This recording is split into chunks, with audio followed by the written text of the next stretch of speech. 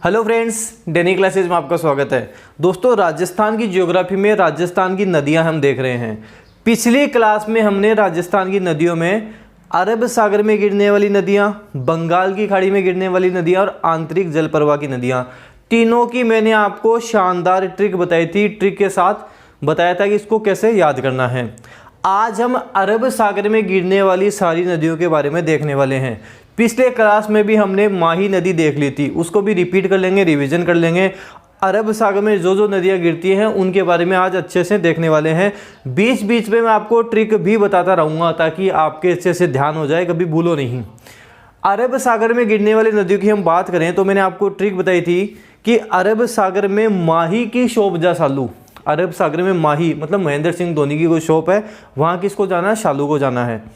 अरब सागर में माही, माही से माही नदी, शोप सो से सोम, पै से पश्चिमी बनास, जा सोप जा से जाखम, सालू सा से साबरमती और लू से लूणी, ये नदियां हो जाएंगी। हमने बात करी थी कल माही नदी के बारे में। पिछले क्लास में हमने माही नदी के बारे में बात की थी। जिन्होंने अच्छे से देख लिया उनके लिए वेल डन है, उनका रिवीजन हो जाएगा। जिन्होंने नहीं देखा वो वापस देख ले। माही नदी के बारे में सबसे पहले मैं बता रहा हूँ। दोस्तों, माही नदी के बारे में आपको ये ध्यान रखना है, मैं से माही नदी, मैं से मध्य प्रदेश और मैं से मेहद झील। मैं से माही नदी, मैं से मध्य प्रदेश और मैं से मेहद झील। इसका उद्गम कहाँ से होता है? मध्य प्रदेश की मेहद झील से उद्गम होता है। और अच्छे से याद करेंगे, कैसे करेंगे? मध्य प्रदेश के धार जिले के मेहद झील से उद्गम होता है, अमरोरू की पहाड़ी से उद्गम होता है।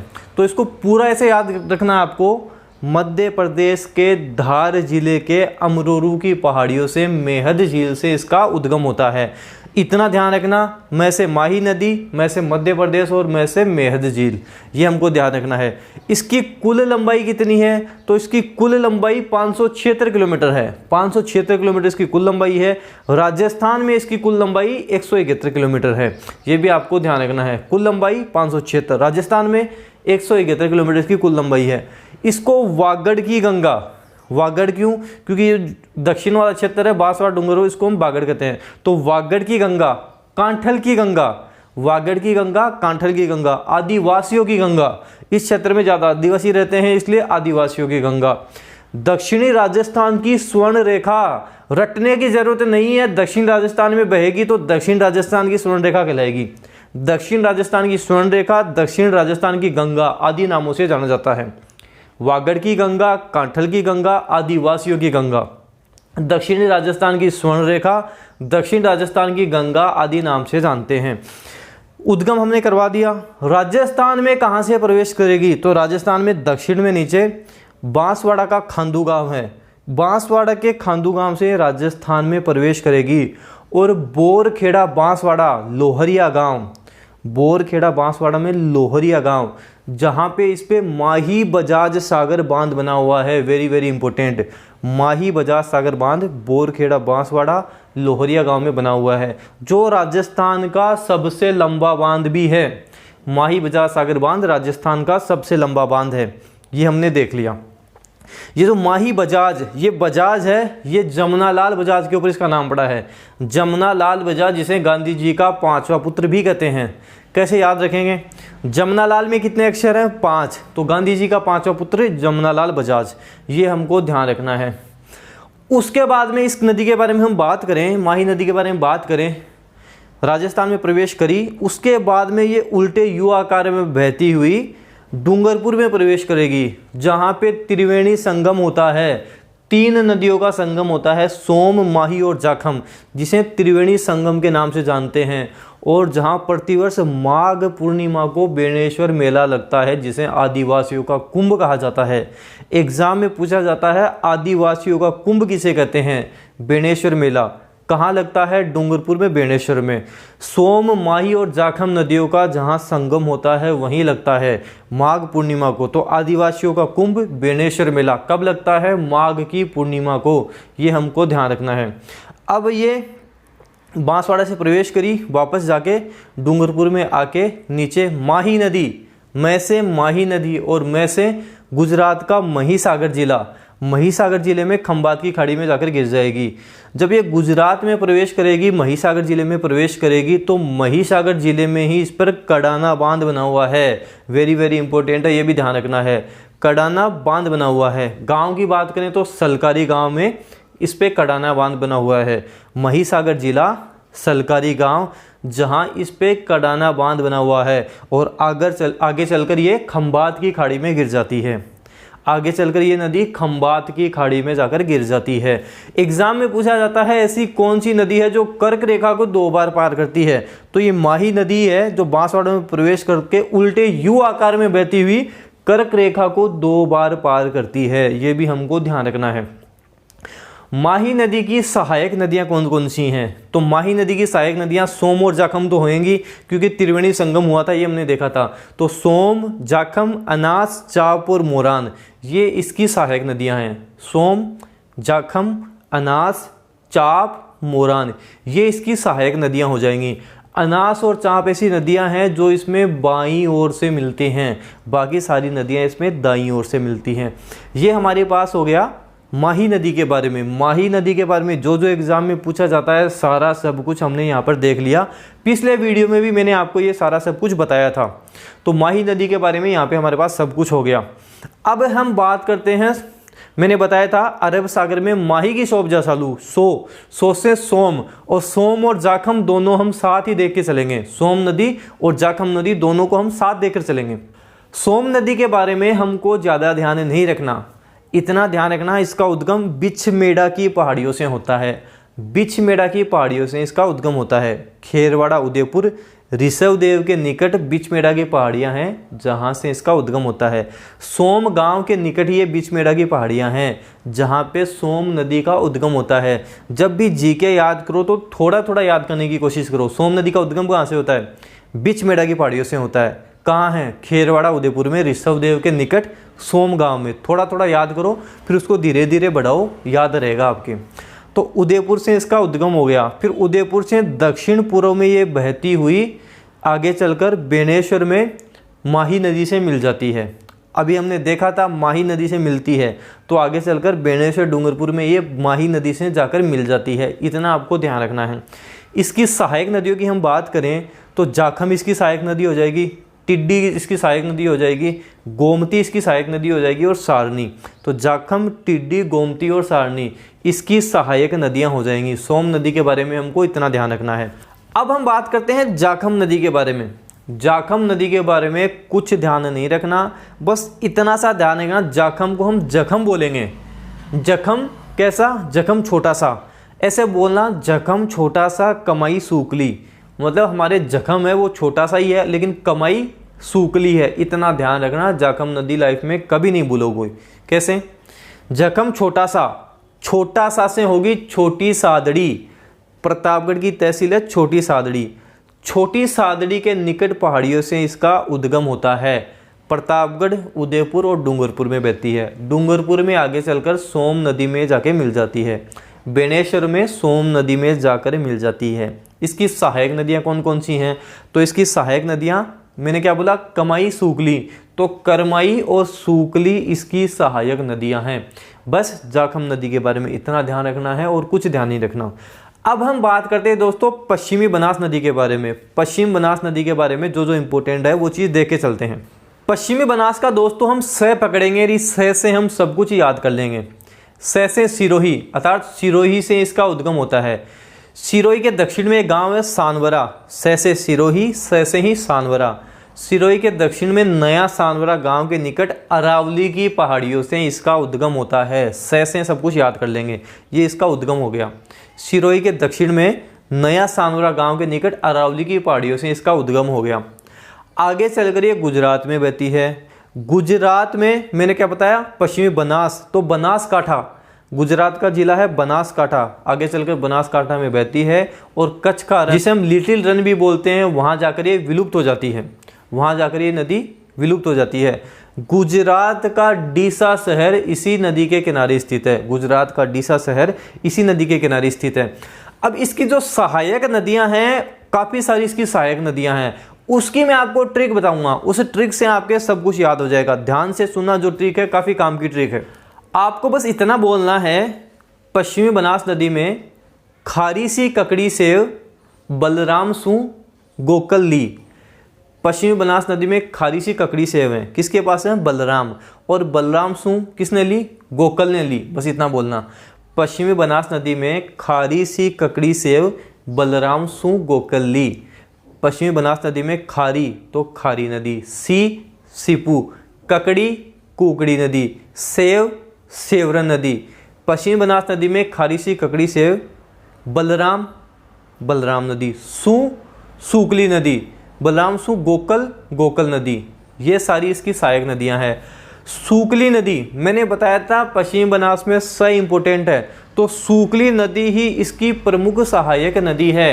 ये भी हमको ध्यान रखना है, सूकली नदी इसकी प्रमुख सहायक नदी है जो सिलारी गांव की पहाड़ियों से निकलती है। से सूकली, से सिलारी गांव की पहाड़ियाँ, तो ये भी आपको ध्यान रखना है, इम्पोर्टेंट है इसके बारे में। उसके बाद में हम बात करेंगे साबरमती नदी के बारे में।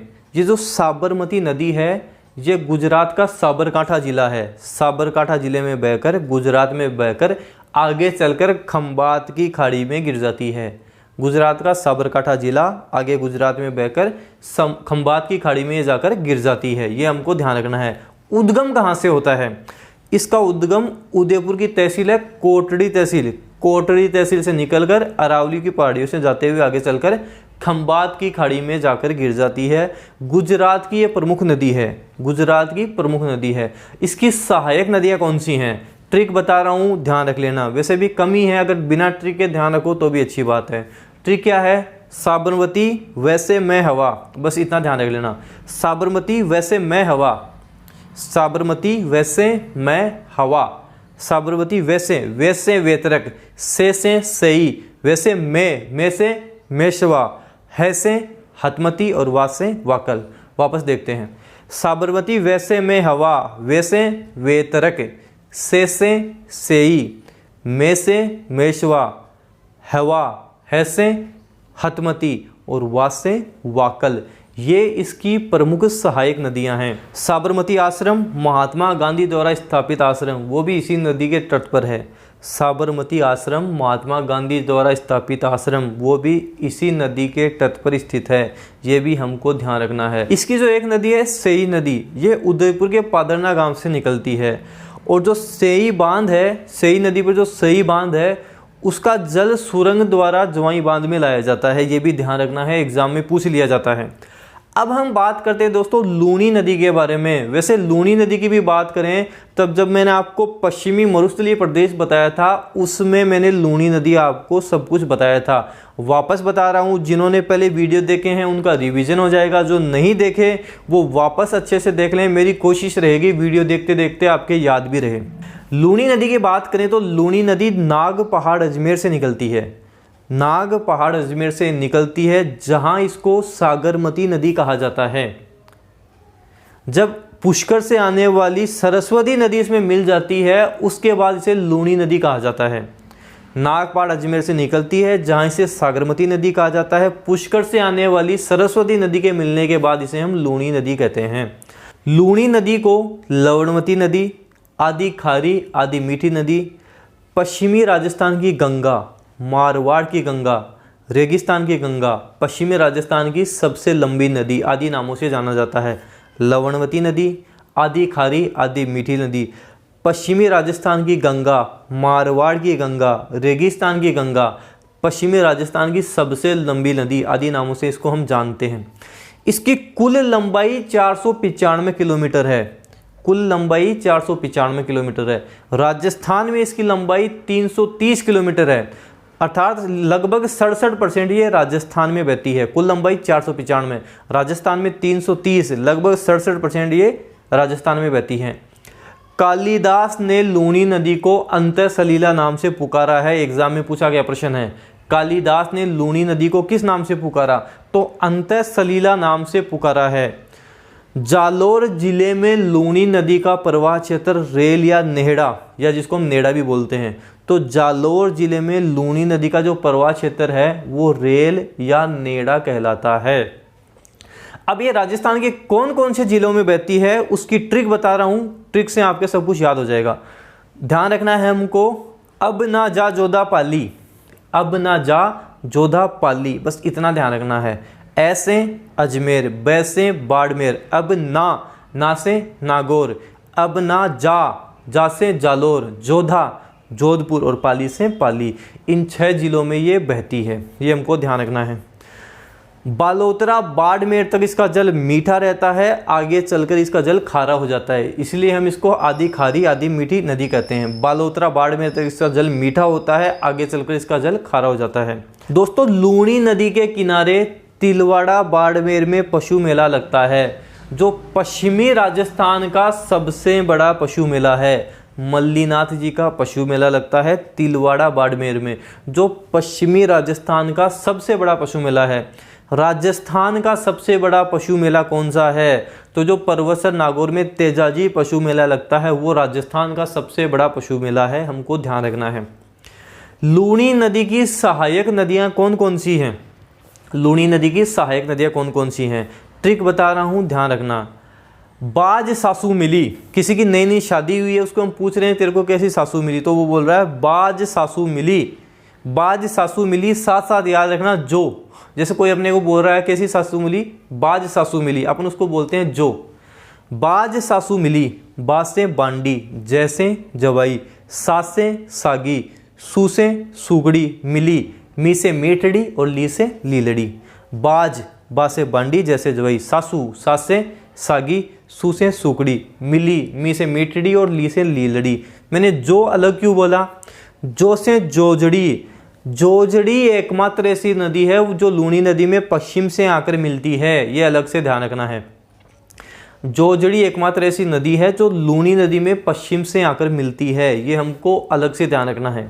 और गुजरात के कच्छ में, कच्छ के रण में लूणी नदी विलुप्त हो जाती है, ये लूणी नदी के बारे में आपको ध्यान रखना है। इसकी एक सहायक नदी थी जवाई नदी। जवाई के बारे में थोड़ा सा आपको ध्यान रखना है, जवाई से ही ध्यान रख लेना।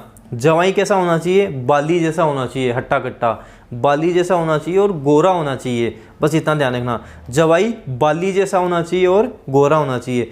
तो जवाई नदी बाली, बाली कहाँ आता है? पाली में। तो बाली से गोरिया गांव की निकट पहाड़ियों से निकलती है, बाली से गोरिया गांव के निकट की पहाड़ियों से निकलती है, पाली में बहती है और जालोर जिले में ये बहती है। सुमेरपुर के निकट इस पर जवाई बांध बना हुआ है, सुमेरपुर पाली में आता है, तो सुमेरपुर के निकट इस पर जवाई बांध बना हुआ है। जवाई बांध में सेई बांध से सुरंग द्वारा पानी लाया जाता है, ये हमको ध्यान रखना है। जवाई बांध में सेई बांध से सुरंग द्वारा पानी लाया जाता है, ये हमको ध्यान रखना है। तो ये अरब सागर में गिरने वाली सारी नदियां हो गई, इसको अच्छे से देखो, अच्छे से ध्यान रखो, एग्जाम के लिए वेरी वेरी इंपॉर्टेंट है। कोई दिक्कत आए, कोई समस्या आए तो कमेंट जरूर करना कि मेरे ये प्रॉब्लम आ रही है, उसका भी सॉल्यूशन निकालने की कोशिश करेंगे। वीडियो जितना हो सके आपके फ्रेंड में शेयर करें, वीडियो लाइक करें। अगर आप चैनल पर नए हो तो सब्सक्राइब जरूर करना। आगे आने वाली क्लास में बंगाल की खाड़ी में गिरने वाली नदियां हम देख के चलेंगे। Thank you.